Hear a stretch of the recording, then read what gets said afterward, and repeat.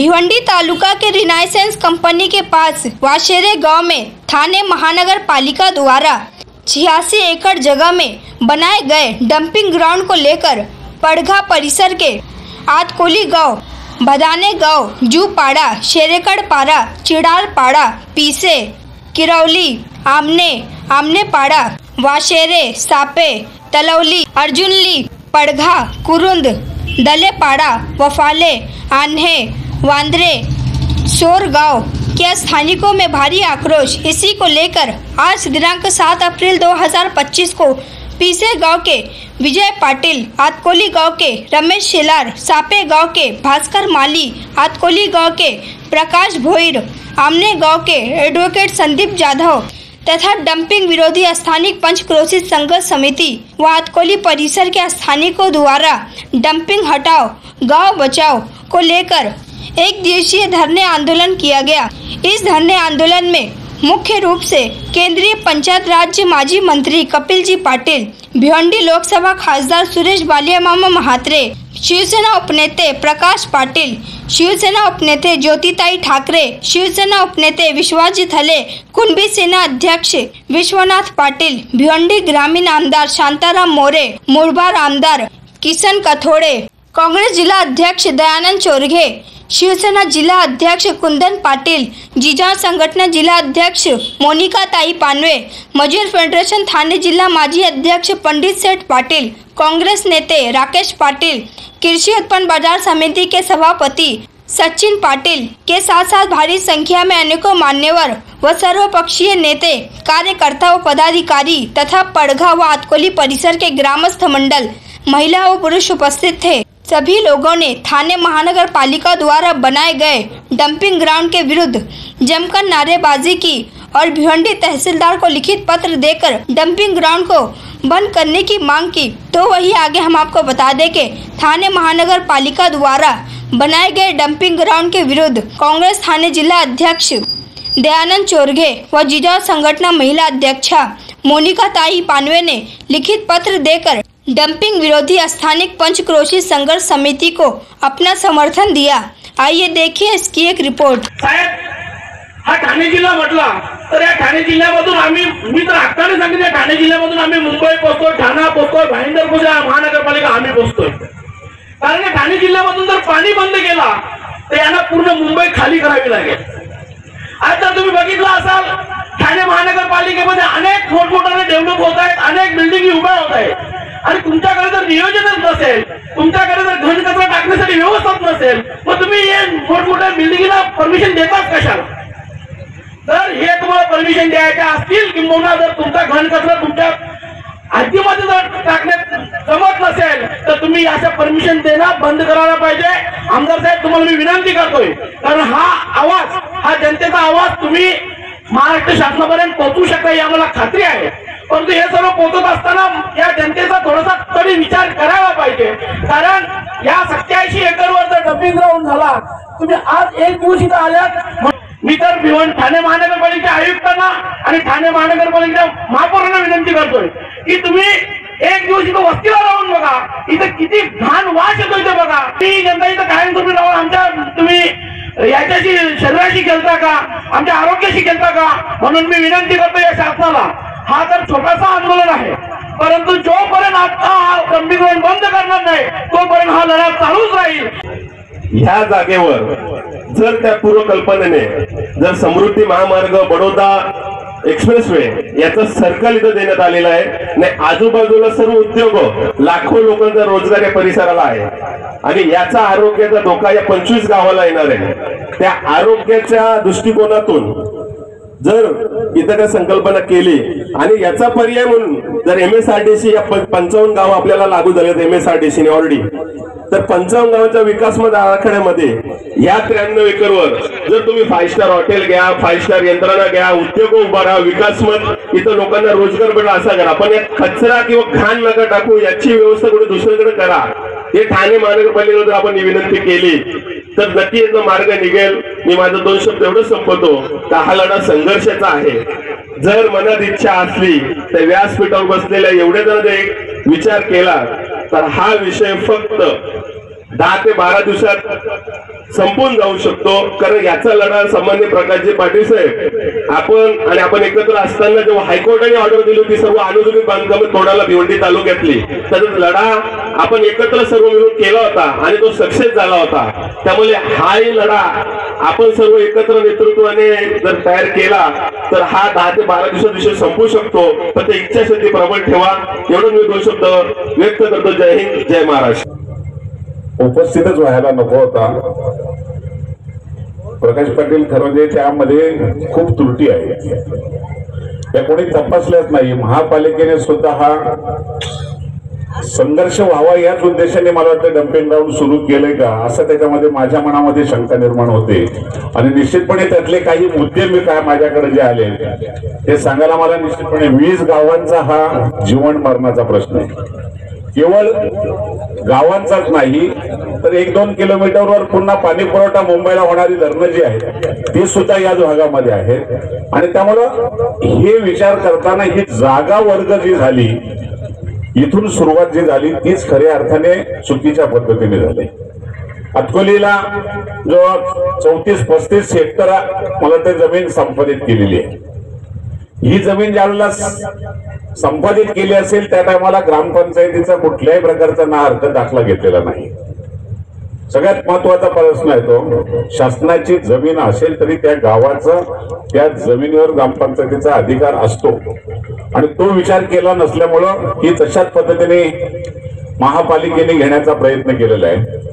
एक चांगल्या कामासाठी निश्चितपणे घेण्याचा अधिकार सरकारला आहे, पण एका स्थानिक स्वराज्य संस्थेला जर द्यायचा असेल तर त्याला ज्या खालच्या स्थानिक स्वराज्य संस्था आहेत त्यांनी निश्चितपणे ना हरकत घेतलं पाहिजे. तोही घेतला नाही. जिल्हाधिकाऱ्यांनी अटी शर्यतींचं उल्लंघन करून खरं म्हणजे ज्या अटी आहेत त्या सुद्धा व्यवस्थितपणे पार पाडल्या नाहीत. महाराष्ट्र प्रदूषण नियंत्रण मंडळ यांची एनओसीच नाही, म्हणजे याचा अर्थ मामा हे डम्पिंग ग्राउंड बेकायदेशीर सुरू केलेलं आहे. त्यांची जर एनओसी नाही तर यांनी महापालिकेने इथं कचरा टाकायला सुरुवात केलीच कशी. त्यामुळे तुमचा संघर्ष आहे तो यशस्वी व्हायला हे सगळ्यात महत्वाचं कारण आहे. तातडीने आपण त्या बाबतीमध्ये सुद्धा आपण सगळ्यांनी त्याच्यावर संघर्ष केलाय आणि त्याला न्याय देण्यासाठी आपण प्रयत्न करू. स्थानिक ग्रामपंचायतींना अर्थ दाखला मिळणारच नाही आणि त्यामुळे तो प्रश्न येतो. पिशे डॅम 1 किलोमीटरवर आहे, समृद्धी मार्ग 1 किलोमीटरवर आहे, मुंबई वडोदरा महामार्ग पण तिथेच आहे आणि विशेषतः ठाणे ग्रामीण पोलिसांचं मुख्यालय 500 मीटर अंतरावर होते आणि तिथं हजारो कर्मचारी ठिकाणी राहणार आहेत. त्यामुळे निश्चितपणे MIDC सुद्धा एक चांगल्या प्रकारची इथे या भागामध्ये उभी राहते. एक चांगले प्रकल्प आणण्याला आमचा विरोध नसता, पण ठाण्याचा कचरा जर भिवंडीला येत असेल तर भिवंडीच्या नागरिकांना विश्वासात घेऊ नये हा कुठल्याही कायद्यामध्ये नाही. त्यामुळे तुम्हाला विश्वासात घेऊनच हे डम्पिंग ग्राउंड सुरू करायला पाहिजे होतं. ते न केल्यामुळं निश्चित याला दिशा देण्यासाठी आम्ही सगळे आपल्या बरोबर आहोत. तुम्ही ज्या वेळेला सांगाल त्या टायमाला आम्ही निश्चितपणे कुठल्या राज्य पक्षांनी किंवा नेत्यांनी आपल्याला हॉस्पिटल व्यवस्था नाही दिली, शिक्षण व्यवस्था नाही दिलंय कॉन्क्रीटचं राज्य आणि आता दिलंय ठाण्याचा कचरा दिला. याचा अर्थ समजतो का आपल्याला? हो समजतो म्हणून आपण इथे बसलोय. ज्यांच्याकडे पैसे ते ठाणा मुंबईला जाऊन फ्लॅट घेतील, ज्यांच्याकडे पैसा आहे ते कल्याणला जाऊन फ्लॅट घेतील. आपण सर्वसामान्य जनता कुठे जाणार आहे? पोटातलं बाळ येईल ना ते पण आजार घेऊन जन्माला येईल, कारण कचऱ्याचा वास एवढा घालता येणार आहे. आपणच थोडासा विचार करा. तुम्ही तिथल्या ठाण्याचा कचरा जिथे जेवढी वर्ष जमा होतोय तिथे गेलात की नाही मला माहित नाही, पण कल्याणला जेव्हा आपण एंट्री करायचो आणि तिथे जो कचरा सगळा साठायचा तेव्हा आपण नाकावर रुमालच द्यायचो ना. मग आपल्या भागात जर एवढा कचरा साचला तर तो रात्रंदिवस त्रास आपल्याला होणार आहे. त्याच्यामुळे आपण आपापसातले सगळे हिवे दावे बाजूला ठेवून आपल्या तालुक्याचा विषय येतो तेव्हा आपण एकत्र येऊन तो लढा दिला पाहिजे. कारण फक्त गोडाऊन देऊन आपलं भलं नाही होणार हे आपण लक्षात घेतलं पाहिजे ना. हे कचरा तर आपल्याला नकोच आहे. त्यासाठी तुम्ही सांगाल तेव्हा मी तुमच्या बरोबर यायला तयार आहे. आणि जिजाऊ परिवार जेव्हा जेव्हा जनसामान्यांसाठी उभं राहण्याची वेळ येते तेव्हा कोणालाही अंगावर घ्यायला तयार असतो. तर आम्ही जिजाऊ परिवार नेहमीच तुमच्या बरोबर आहेत. शिक्षण आरोग्यासाठी तर भरभरून जिजाऊचं काम आहे ते सगळ्या जनतेसाठी साहेबांनी उभं केलेलं आहे. आज जरी सांबरे साहेब स्वतः आले नसले तरी त्यांची ॲम्ब्युलन्स आपल्या सेवेला आहे आणि जिजाऊच्या बऱ्यापैकी कार्यकर्ते आपल्या सपोर्टसाठी आहेत. एवढं बोलून मी थांबते. जय जिजाऊ. मुळात ठाण्याचा कचरा आणि तो मिरवायचा कोणी भिवंडीच्या लोकांनी आणि ते पण ग्रामीण भागातल्या लोकांनी. 20 गावं या कचऱ्याच्या माध्यमातून बाधित होतात. ठाणेकरांना माझं म्हणणं आहे, तुमचा कचरा तुम्हाला जर पेलवता येत नसेल तर कचरा करू नका आणि जर करायचा असेल तर येऊर आहे आणि मला वाटतं येऊरच्या बरोबर उपवन सुद्धा आहे. त्या ठिकाणी धनदांड्याची मोठे मोठे बंगले बांधलेत. आमची निसर्गरम्य जागा तुम्हाला डम्पिंग ग्राउंड साठी दिसते आणि तुमची जागा बिल्डरांना देऊन पैसे कमवायला दिसते. मग इकडच्या लोकांनी काय गरीब आणि भिकारीच राहिलं पाहिजे का? आणि त्यामुळे आमचा या प्रकल्पाला विरोध आहे. तो यासाठी आहे, त्याची 2 महत्वाची कारणं. कोणताही प्रकल्प आणताना त्या ठिकाणी ग्रामपंचायत ग्रामसभेचा ठराव, स्थानिक स्वराज्य संस्थे ठराव घेतले जातात. अहो, एखादी साधी परमिशन पाहिजे असेल ना तरी आमच्या ग्रामस्थाला ग्रामपंचायतीमध्ये जाऊन हरकत दाखला आणावा लागतो. सरकार एवढं मोठा प्रकल्प या ठिकाणी उभारत असताना, डम्पिंग ग्राउंड या ठिकाणी खोलत असताना त्यांना कोणत्याही स्थानिक स्वराज्य संस्थेच्या आजूबाजूच्या 20 गावातल्या ग्रामपंचायतीचा ठराव घ्यायची गरज वाटली नाही. परत दुसरं महत्वाचं असं, महाराष्ट्र प्रदूषण नियंत्रण मंडळ राज्यामध्ये ज्या ज्या ठिकाणी प्रदूषण होतं ते प्रदूषण जास्त वाढू नये यासाठी नियंत्रण करणारं हे मंडळ महाराष्ट्र सरकारने स्थापन केलेलं आहे. आणि या मंडळाची सुद्धा कोणतीही NOC या सरकारनं घेतली नाहीये. ही सुद्धा बेकायदेशीर बाब आहे आणि त्यामुळे या ठिकाणी उभारलेलं डम्पिंग हे बेकायदेशीररित्या उभारलेलं असल्यामुळे सर्व स्थानिकांचा त्याला 100% विरोध आहे. मोनिकाताई म्हणाल्या एज्युकेशनल हब झालं पाहिजे, त्यांनी सांगितलं आरोग्य सुधारणा झाली पाहिजे, पण त्याबरोबर ते होणार नाही. म्हणून तुम्ही जर डम्पिंग इथे आणणार असाल तर ते व्हायचं की नाही हा पुढचा प्रश्न. पण डम्पिंग हटाव आणि आमचे गाव बचाव हा या संघर्ष समितीचा नारा आहे. सगळ्यात पहिले तर आपल्या सगळ्यांसमोर हे जे डम्पिंगचं विषय आहे याच्यात कुठल्या कुठल्या त्रुटी आहेत, या सगळ्या त्रुटी आमदार किसन कथोरे साहेब, ज्योतिताई ठाकरे यांनी आपल्या समोर मांडलेले आहेत. एकंदरीत हे स्पष्ट होते हे डम्पिंग करताना कुठल्याही प्रकारच्या कायदेशीर नियमांचं पालन केलं गेलं नाही. आणि दुसरी एक गोष्ट माझ्या लक्षात आली, एका वक्त्याने बोलताना सांगितलं की ज्यावेळेस सुरू झाले तत्कालीन मुख्यमंत्री, आताचे उपमुख्यमंत्री, पालकमंत्री सन्माननीय एकनाथजी शिंदे साहेब यांनी याविषयी शब्द दिलेला आहे की हे डम्पिंग ग्राउंड होऊ देणार नाही, ते बंद केलं जाईल. कुठलाही लढा असला माझं नेहमी एकच म्हणणं असतो की त्या लढ्याला यशस्वी करायचा असेल, तो निर्णय स्थानिकांच्या बाजूने करायचा असेल, स्थानिकांना न्याय हक्क मिळवून द्यायचा असेल तर कुठल्याही प्रकारचा जातीभेद, पक्षभेद न पाळता कोणीतरी एक जबाबदार व्यक्तीने त्या संघर्ष समितीचं नेतृत्व हे केलं पाहिजे.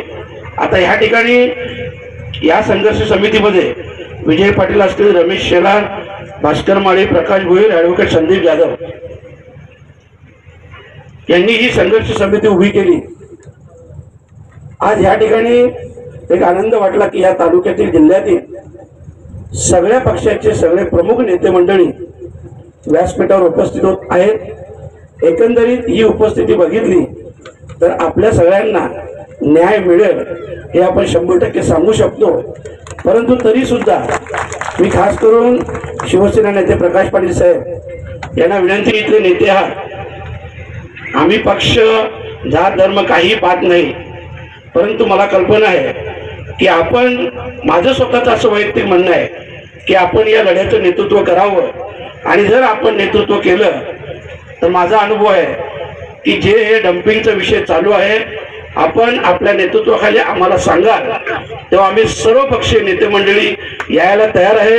आपण एकनाथजी शिंदे साहेबांचं टायमिंग घ्यावं आणि विश्वास आहे आपण जर त्यांना शब्द टाकला तर ते तुमचा शब्द देखील टाळणार नाही, म्हणजे जेणेकरून संघर्ष देखील टळेल, म्हणजे संघर्षाची कुठलीही वेळ येणार नाही. आणि म्हणून माझं वैयक्तिक मत मी सांगतो की आपण या लढ्याचं नेतृत्व आपण जेव्हा सांगाल ज्या दिवशी वेळ घ्याल आम्ही सगळी मंडळी आपल्या सोबत तिथं येऊ. आणि बाकीचे विषय आहेत या लढ्याविषयी मी आपलं एवढंच सांगेन की मी जरी आज खासदार असलो तर मला पूर्ण कल्पना आहे की हे सगळे आपल्या सगळ्यांच्या सहकार्याने आशीर्वादाने मी आज खासदार आहे. आणि त्याच्यामुळं जेही आपले विषय असतील त्या विषयासाठी आपल्या सोबत राहणे हे माझे कर्तव्य आहे आणि ती माझी जबाबदारी देखील आहे. आणि म्हणूनच मी काल देखील आपल्या सोबत होतो, आज देखील आहे आणि उद्या देखील असणार आहे. जोपर्यंत हा लढा यशस्वी होत नाही तोपर्यंत मी 100% आपल्या सोबत आहे अशा प्रकारची मी ग्वाही देतो. अशा याच्यामध्ये हे जर डम्पिंग ग्राउंड जर झालं तर खरोखर जीवित म्हणजे शरीराला त्रासदायक असं हे डम्पिंग ग्राउंड आणि सर्वांना रोगराई याने होऊ शकते असं हे डम्पिंग ग्राउंड इथं होऊ द्यायचं नाही. ह्याच्याकरता आपण सर्वांनी प्रयत्न करायचं. आणि आम्ही जेव्हा हा विषय तेव्हाच विषय हा काय म्हणतात त्याला पेटणार होता जेव्हा विजय पाटील याला काहीतरी कुठले तरी हा प्रोजेक्टसाठी आपण त्याला सुरुवात करायची. तेव्हा प्रकाश पाटील साहेबांनी आम्ही सर्वांनी सांगितलं कोणावरही जबरदस्ती केल्यास इथल्या स्थानिक लोकप्रतिनिधीला तुम्ही जेलमध्ये टाकणार आणि हा प्रकल्प चालू करत असाल तर याला आम्हाला तुमचा आणि आमचा संघर्ष पोलिसांची आणि कार्यकर्त्यांची हे संघर्ष होण्याची शक्यता त्या ठिकाणी आपल्या समोर संघर्ष करण्याची वेळ येईल असे आम्ही त्याला सांगितलं. आणि तेव्हा विजय पाटील अटक केले तेव्हा त्याला त्याच्यातून अटक न करता त्याने सोडून दिलेलं होतं. आजची जी वेळ आहे आज संघर्ष करणार का लागतो हा खरोखरच खूप मोठा प्रश्न आहे. या ठिकाणी आपल्याला ही दुर्दैवी गोष्ट आहे की आपल्याला या ठिकाणी आपल्याच जागेवर आपल्याच परिसरातील एवढा मोठा डम्पिंग ग्राउंड आहे तर आपल्याला त्या ठिकाणी संघर्ष करण्याची वेळ आलेली आहे. आणि ही वेळ येऊ नये याच्याकरता ठाणे महानगरपालिकेला आम्ही इशारा दिलेला आहे की हे जे डम्पिंग ग्राउंड आहे लवकरात लवकर बंद करावं. किसन कटोरे साहेबांनी जसं त्यावेळी आता सांगितलं की एका 15 दिवसाच्या कालावधीमध्ये याच्यावर तोडगा निघण्याची शक्यता आहे. कारण आम्ही अधिवेशन काळामध्ये हा विषय साहेबांच्या कानावर घातलेला आहे आणि ह्या विषयावर चर्चाही ते बोलले की अधिवेशन संपल्यावर आपण तत्काळ याच्यावर या विषयावर चर्चा करू आणि हा विषय थांबवू. त्याच्यामुळं ज्या विषय किसन कटोरे साहेबांचा तो सेम मी आपल्याला तो जे सांगतो संपतो 15 दिवसांनी याच्यावर निर्णय येण्याची शक्यता आहे. त्याच्याबद्दल कुठेही शंका नाही. आपल्याला ज्या वेळेला या संदर्भातलं डम्पिंग ग्राउंड बद्दलचं आपलं मत काय आहे, आपल्या भागातल्या लोकांचं म्हणणं काय आहे, हे महापालिकेचा आयुक्तांनी सांगितलेलं आहे का तुम्हाला जे डम्पिंग ग्राउंड करायचंय ते अशा भागामध्ये करा ज्या भागामध्ये लोकवस्ती नाही आहे, तिथं जंगलाचा भाग आहे, तिथनं गावाची अंतरावर आहेत. या ठिकाणी तुम्हाला चांगला प्रकल्प जो आहे महापालिकेने करावा, ज्याच्यातनं हॉस्पिटल असेल, शैक्षणिक असेल, असं कितीतरी चांगले प्रकल्प महापालिका राबवू शकतो ते राबवावा. डम्पिंग ग्राउंडला आमचा पहिल्या दिवसालाही विरोध होता, आजही विरोध आहे आणि शेवटपर्यंत डम्पिंग ग्राउंड या ठिकाणावरून रद्द होत नाही तोपर्यंत पूर्णपणे विरोध असणार आहे. पक्ष आहे, सत्ता आहे, सत्तेमध्ये आहोत, आमदार आहे, हे जनतेसाठी आहे, कुठल्या महापालिकेसाठी आणि कुठल्या ज्या चुकीच्या योजना आहेत त्याच्यासाठी नाहीये. जनतेला ज्या गोष्टींची त्रास होणार आहे त्यासाठी जनतेसाठी हा प्रकल्प असेल नाही तर कुठलाही प्रकल्प असेल जो हानिकारक असेल त्याला विरोध करण्यासाठी आम्ही सगळ्यात पुढे असणार, त्याच्यात दुमत नाही. आणि जसं आमदार खासदारांनी सांगितलं तसं मी स्थानिक आमदार शांतारामजी मोरे यांनी ही जी संघर्ष समिती आहे या संघर्ष समितीमध्ये राहून आपण याचं नेतृत्व करावा आणि आपण या सगळ्यांच्या पुढे उभा राहावा, कारण संघर्ष समिती बरोबर आपलं सुद्धा कर्तव्य आहे या मतदारसंघातलं नेतृत्व करण्याचं तिसऱ्यांदा आपल्याला संधी मिळालेली आहे।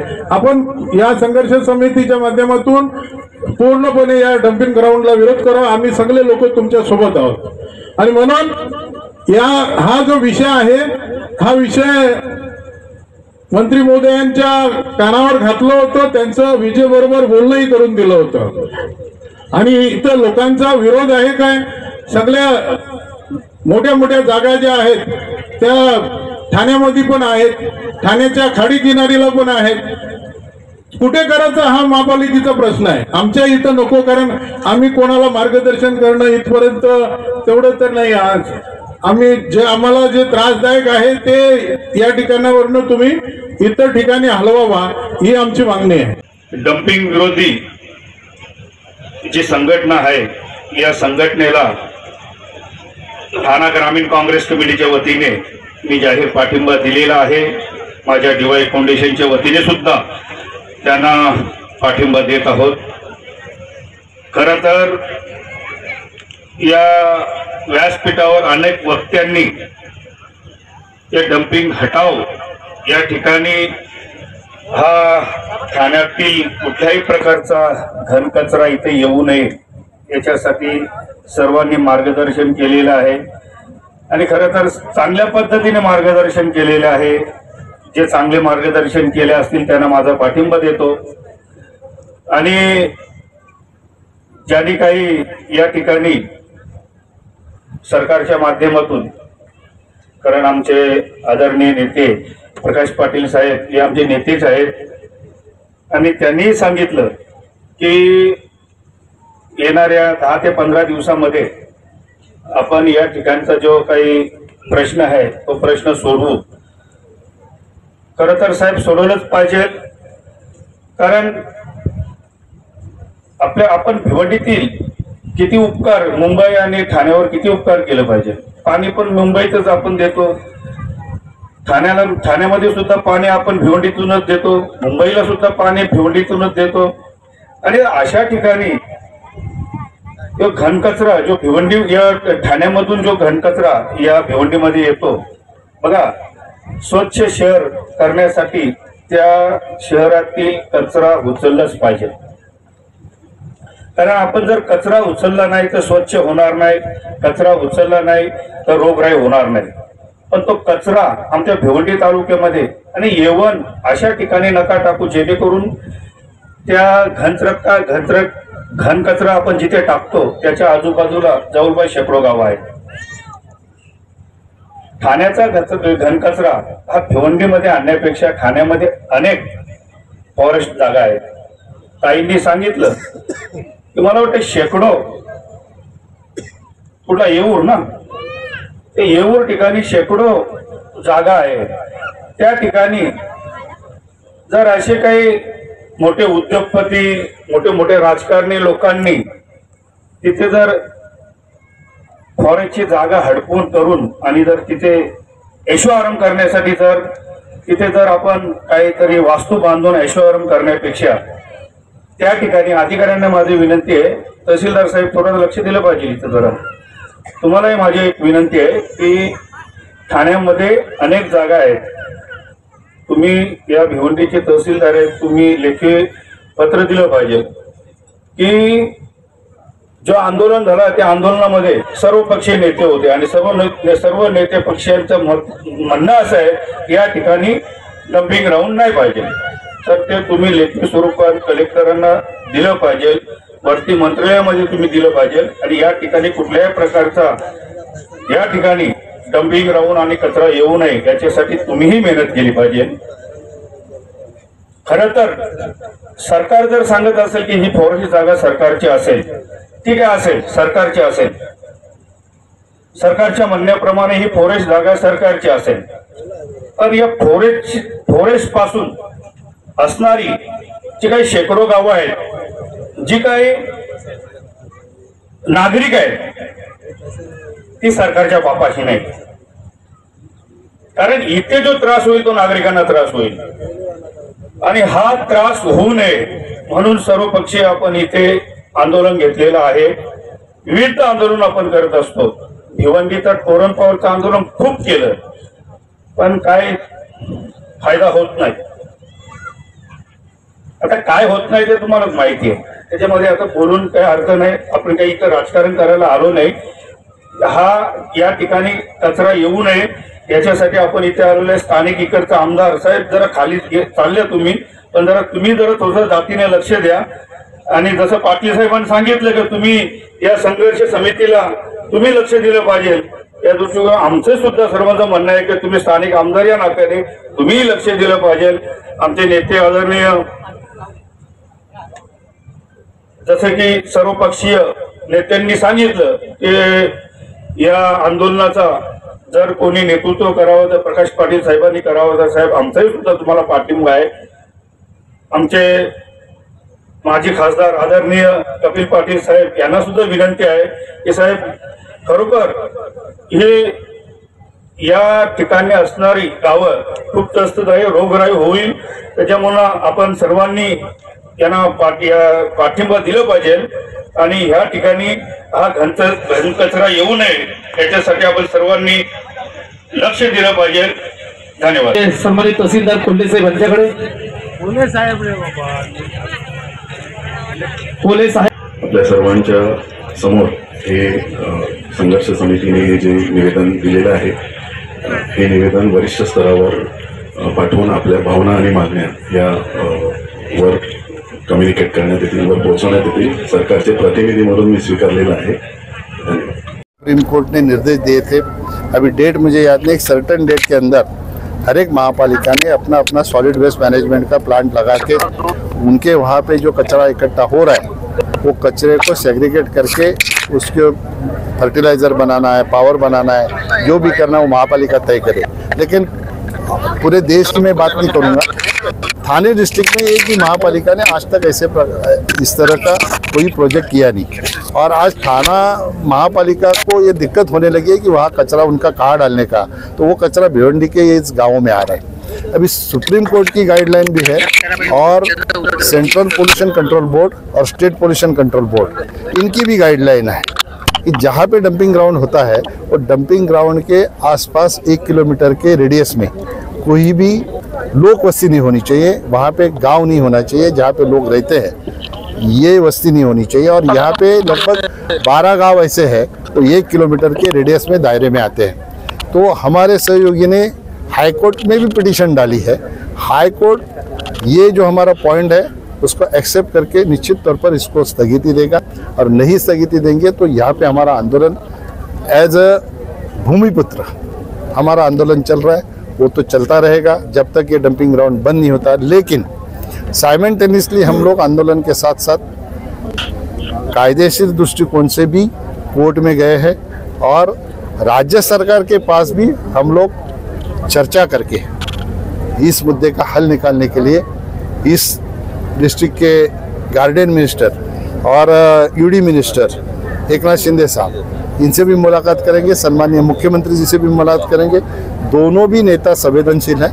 निश्चित तौर पर हमारे यहाँ पे किसानों की बात ध्यान में रखकर वो हमें न्याय देंगे, क्योंकि यहाँ पे जो प्रोजेक्ट जिससे आप आए अंदर 10,000 लोगों को रोज़गार यहाँ पे दे रही है. अगर ये बंद हो गया तो 10,000 लोगों को रोज़गार की दिक्कत होगी ही, लेकिन इतनी सारी कंपनियां हैं ये कहा जाएगी, इनका भी नुकसान होगा. और जो किसानों की खेती यहाँ पे पड़ी है, अगर कोई नया प्रोजेक्ट आना है तो ये बांस की वजह से कोई यहाँ पे आएगा नहीं और ज़मीन की रेट भी आधे हो जाएगी. ये सारे बातों को ध्यान में रखते हुए राज्य सरकार निश्चित तौर पर हमारे यहाँ पे किसानों के हक में इसका डिसीजन देगी और ये डंपिंग ग्राउंड बंद करेगी. बंद करा डंपिंग ग्राउंड, बंद करा डंपिंग ग्राउंड, बंद करा, बंद करा, बंद करा डंपिंग ग्राउंड, बंद करा, बंद करा, बंद करा डंपिंग ग्राउंड, बंद करा.